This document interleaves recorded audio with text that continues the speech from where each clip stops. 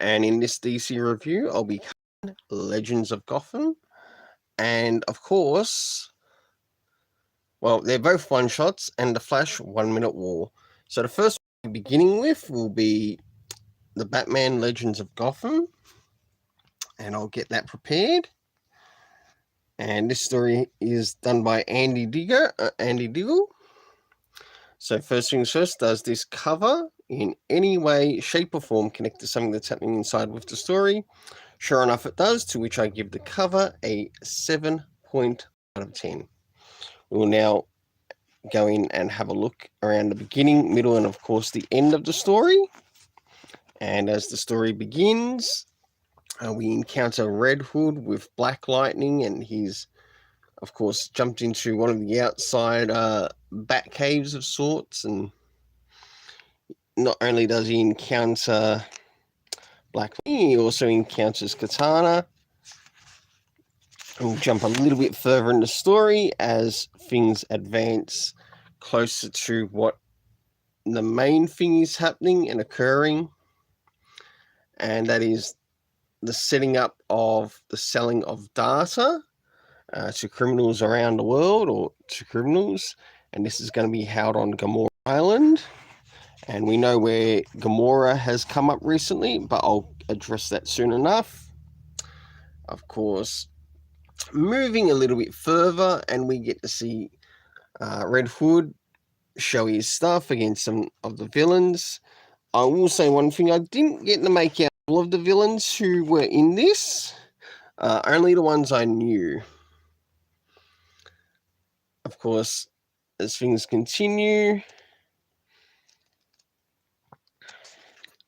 we get to see the Outsiders make their appearance. Red Hood doing what he needs to do.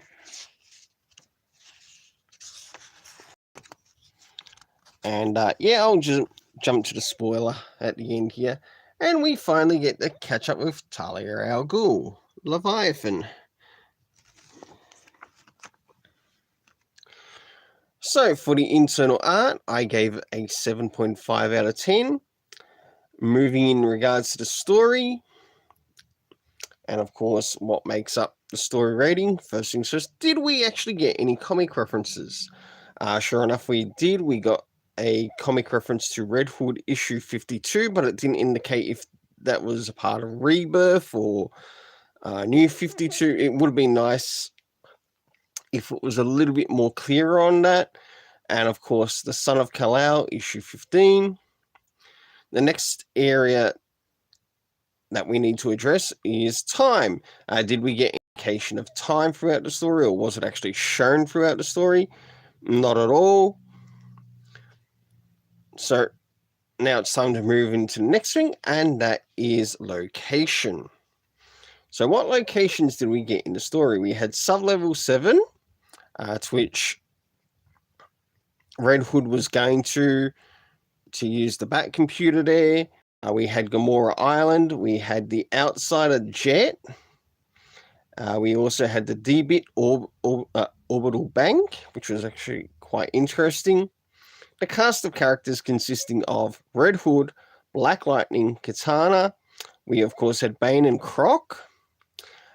Mercy. We saw Alfred in some flashbacks. And last but not least, Talia. Overall rating for this, I gave a 7.5 out of 10. Thank you, Andy Diggle. I actually quite enjoyed this. Now it's time to jump into the Flash 1 Minute War, to which I'll be reviewing as one whole story.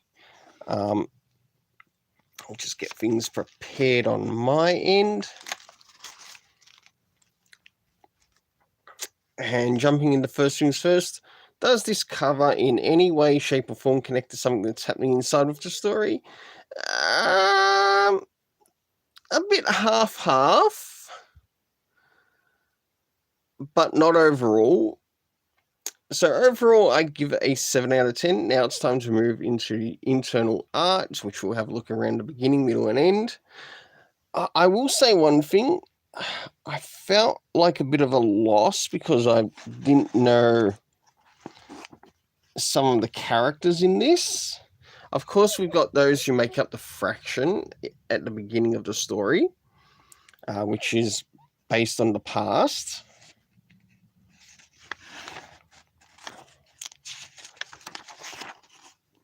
And we get to see what's happening there.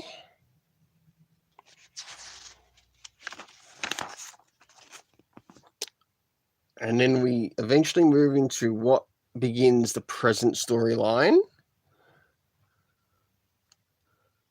I was a little bit unsure as to who this character was. It wasn't clear to us in the audience.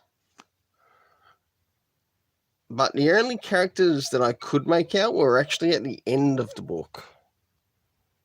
So, very disappointing in that, I must admit. Moving into the area of the present.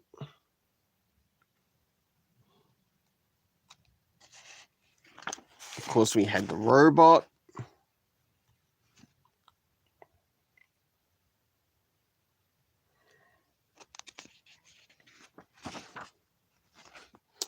This was about the only person I recognized in the present storyline, and that was Godspeed.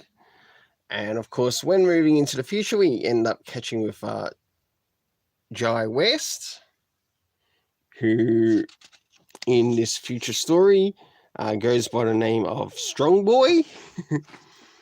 We, of course, catch up with his sister, but I'm not too sure what her name is in this one.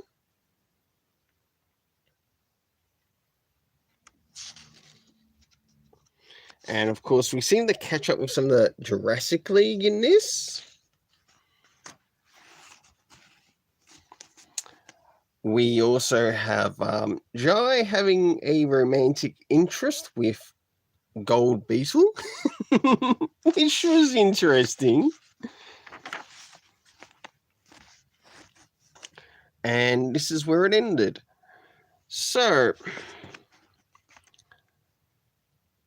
for the internal art, I gave a 7 out of 10. Now it's time to move in relation to the story. I decided to review this all as one story. First things first, did we get any references or any comic references? No, but it probably wouldn't have hurt to include maybe 1 or 2 of them.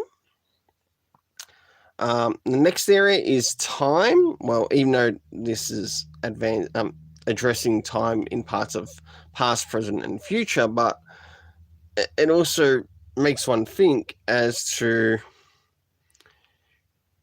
whose past are we looking at and whose future is going to be affected.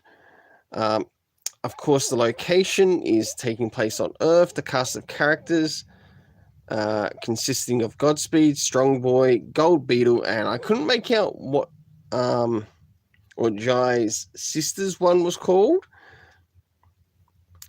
But for the overall story rating, I gave it a 7 out of 10.